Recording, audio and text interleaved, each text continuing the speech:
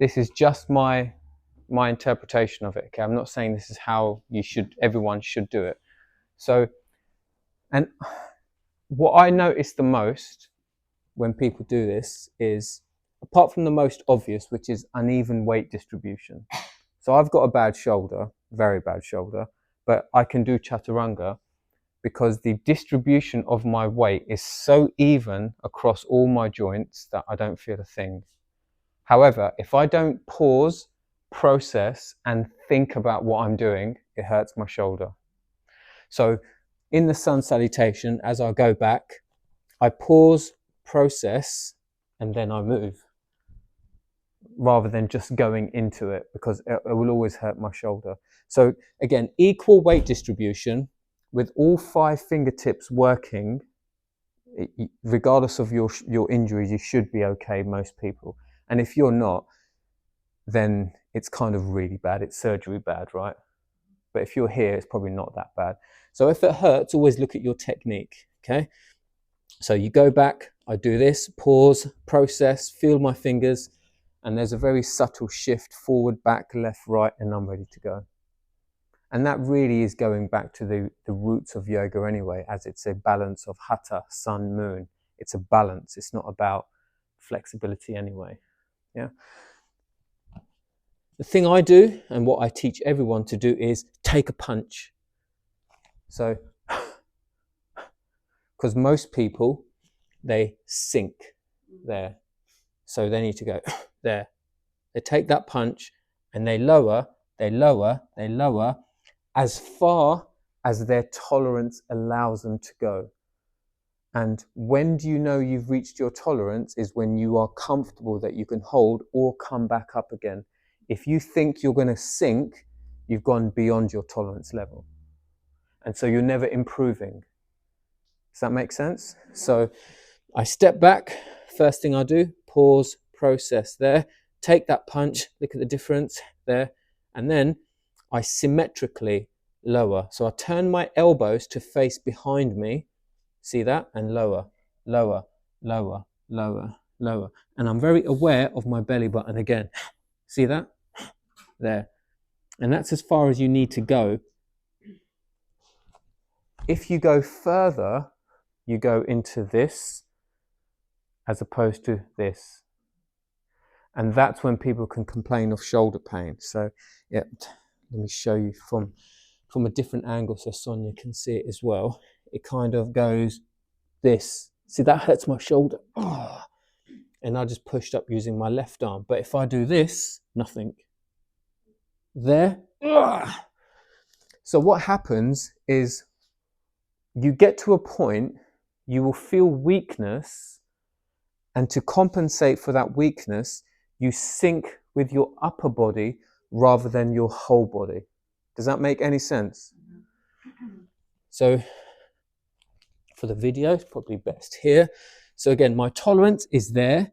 And if you do this, you're trying to go too far down. It needs to be the whole body. And then you might go forward and transition into the next stage. A lot of people, they roll forward way too soon, and that increases the demand on your upper body. So it's down, hold. When you're ready, you go forward. Most people go down and hold it here. And in all honesty, most people, 99% of the people who come to the studio don't have the strength for that. It's very, very demanding. If your intention is to increase the demand, to get stronger, I understand it, but most people collapse at that stage. If you can do Chaturanga with a small human sat on your back, you've got it. If you cannot, you're not understanding it properly. Because most people can't, they'll do this. As opposed to punch, down, there. Does that make any sense? Yeah.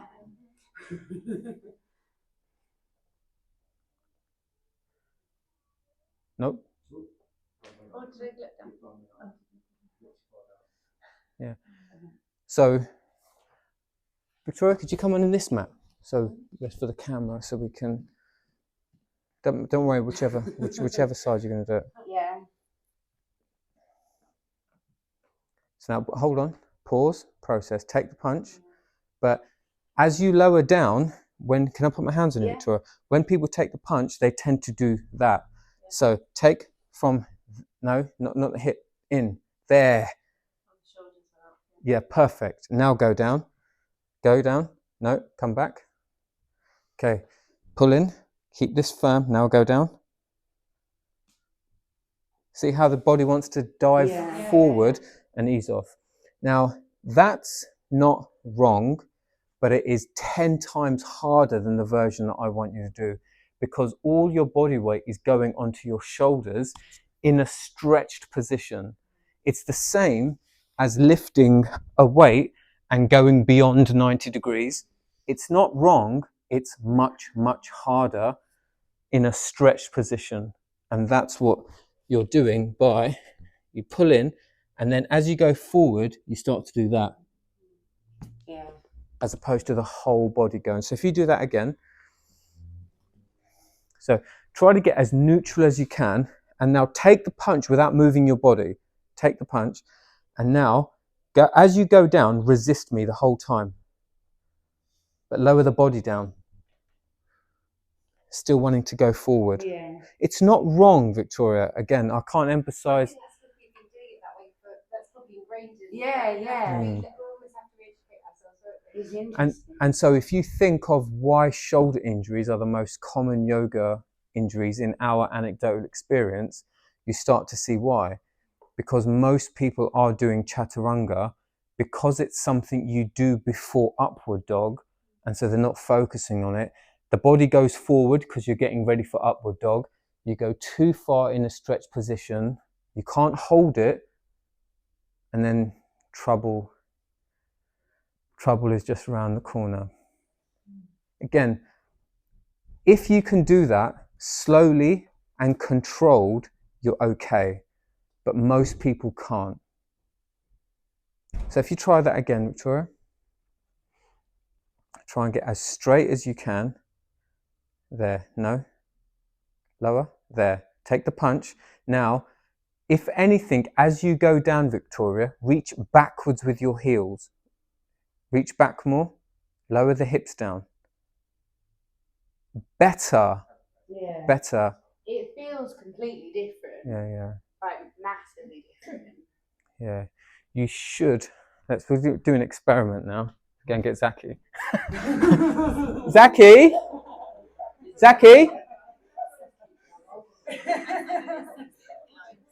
Yeah. So think about this. If you go with your feet wider, you have more of a stable base, okay, which is easier if that's your intention. If your feet are close together or even one foot on top of the other, you're more unstable. It's the demand increases. So one isn't right or wrong, it just changes the demand on it.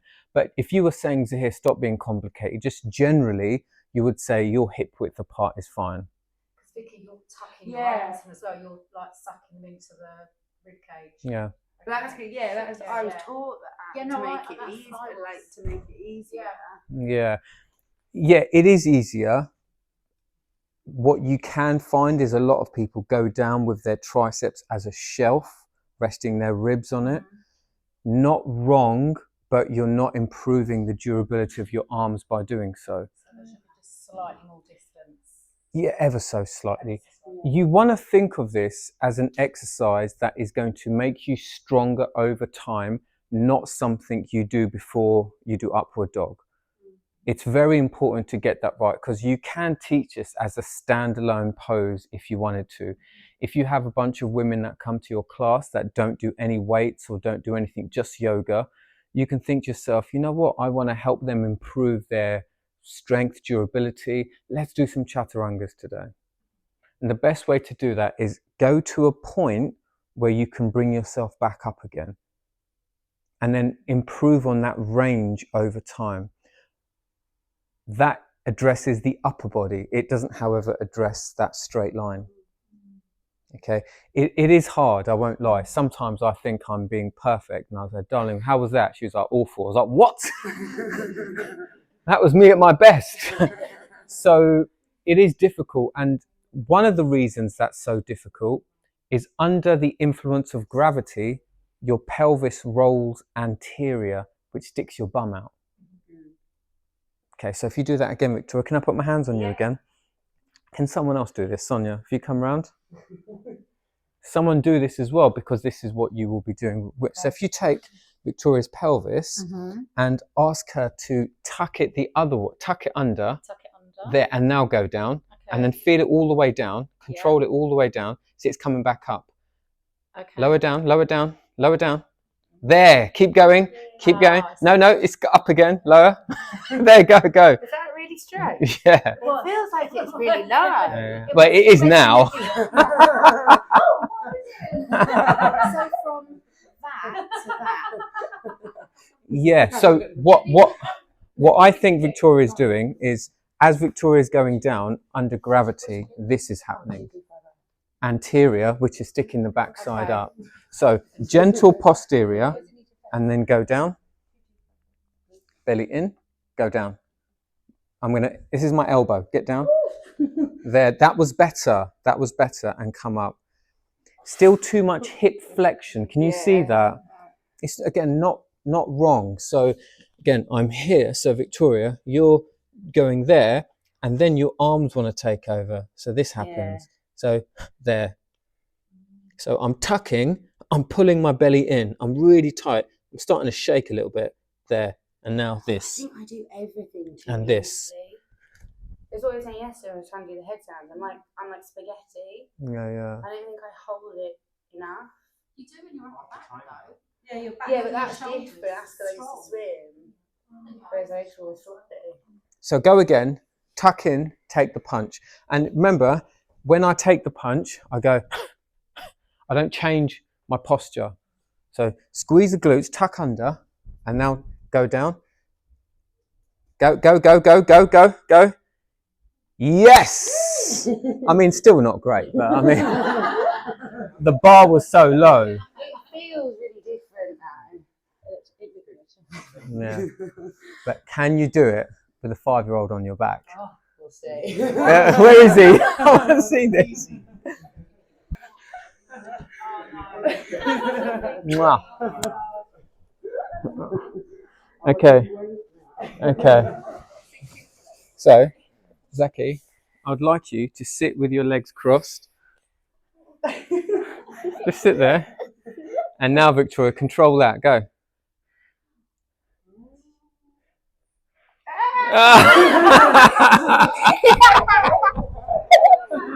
Chris, come mate. Are you ready for the next one? Ready for the next one? Is he gone already? Zaki. It's Zaki on me, so. I'll look after you. I promise I won't. Come on, baby. I won't drop you. Zaki. I won't drop you. Okay. This time I want you to stand up. What do you mean no? Like I was serious. Okay, ready? Go. So remember, take the punch. Take the punch. There we go. That's it. Take the punch. You maybe engage here as well. There, now go. Look at that. Hold and push up again. Go. Yay! Who's next? One more. Yeah?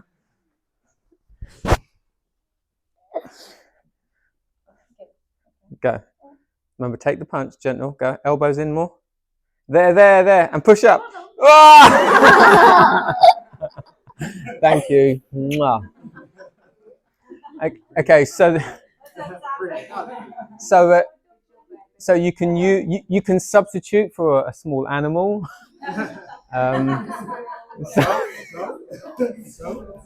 Something on your back, and I do think it will help you take your understanding of what you're doing to the next level.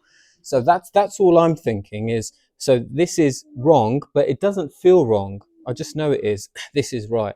I feel my core muscles, and as I lower down, I'm thinking of lowering my torso rather than my upper body. If I lower my upper body, this happens. Can you see the difference? Yeah. And then if I focus on lowering everything else, so again, I do this, there we go. And then there, maybe. But I'm very conscious of my pelvis, because if I allow it to tilt anterior under gravity, it hurts my back. So I actually have nature telling me when it's wrong. And if you don't have a bad back, you can easily get away with doing it that way. Again, not wrong. It's harder than it needs to be.